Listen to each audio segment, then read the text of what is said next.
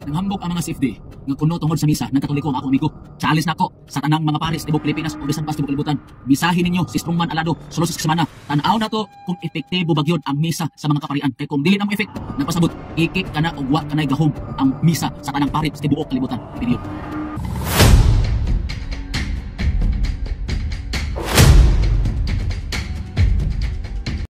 Ang conversion usa ka na kagasa nga ihatag sa Dios sa usa ka tawo nga diin na ay dakong tinguha nga makita or makaplagan ang kamatuoran. Sa gihimo sa atong higala si kini si Strongman Alado, isa nahulog nga iyahang sulayan or iyahang gustong sulayan ang tawag ining gahom sa Dios, labi na sa gahom sa santos nga misa. Actually, ang maong gitawag og conversion manggod, dapat na ikooperasyon ang tao nga gitawag og giampo. Nga nagud siya ka nang tumuog tinguha nga makit-an gyud ang kamatuoran. Nga naman kay ang misa manggod mao na ang pinaka-highest form of worship. Na kung diin gisimba ang Ginoong Dios, nya pagkahuman with the intention ang conversion sa kalag, pero di mo pwede nga hiktan sa usa ka semana, sa duha ka semana, sa tulo ka semana, upat ka semana ang kabubuton sa Ginoong Dios. Kung kabubuton sa Ginoong Dios, matagaan ka sa hinaling grasya nga makabaton o makaplag ka sa pagtuo, iyahan ang pagbuot. Pero kung imo ang hiktan, gahom sa Ginoong Dios o kabubuton sa Ginoong Dios sa pipila lang ka adlaw, pipila lang ka semana, pila ka buwan, pila ka tuig, wa kay kalainan sa yawa nga nisulay sa Ginoong Hesukristo sa pagtintal nga kung tinuod ka nga anak sa Dios, himuha kining pan. Kung tinuod ka nga anak sa Dios, ambak ni ining moong pangpang. So, mo giingon ba nga ang conversion sa tao dili pwede nato gunitan sa ato ang mga kamot kay buhat ka na sa Ginoong Dios. Pinaagi sa santos nga misa. Nya hulata.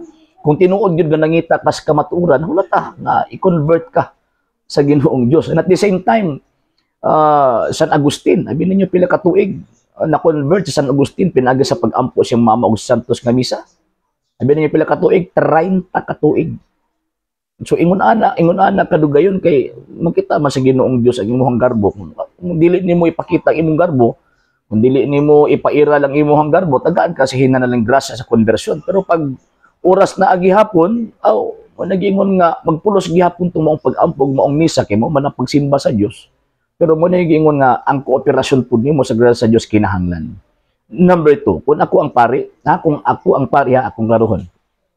Kung ako ang pari, ang akong i-offer nga misa ni Strongman Alado kay kuan, Requemas, misa para sa gitawag og mga patay.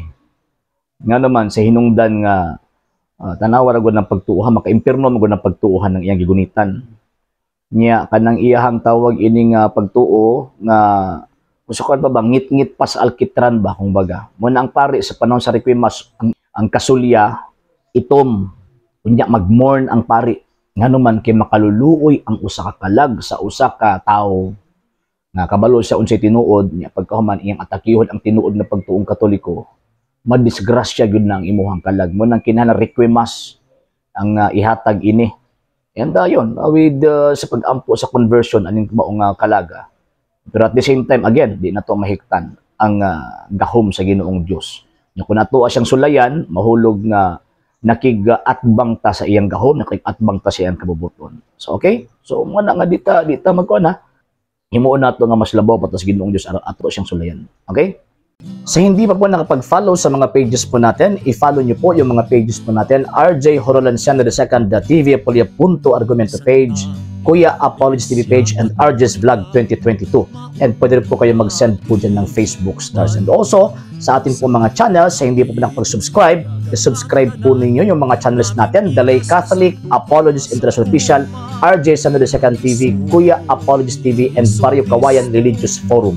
And pwede rin po kayo mag-send po dyan ng super sticker, super chats, and super thanks. And maraming salamat po sa mga kapatid at mga Katoliko na ulis pong tumutulong sa programa po natin. Maraming salamat po. Nang dahil po sa tulong at suporta po ninyo, ang programa pong ito, until now, andito pa rin po sa social media. And until now din po, nangangailangan pa rin po tayo sa tulong at suporta po ninyo dahil wala po kami magagawa rito mga sir, mga ma'am, kung wala po yung tulong at suporta suporta po ninyo. Sa gusto pong tumulong, sa gusto pong sumuporta, pwede po ninyong ipadala ang tulong at suporta po ninyo sa pamamagitan po ng ating mga account numbers dyan po sa ating pong screen. And pwede niyo po kaming i-message sa ating pong page kung via remittance po yung papadala po ninyo. Maraming salamat po in advance.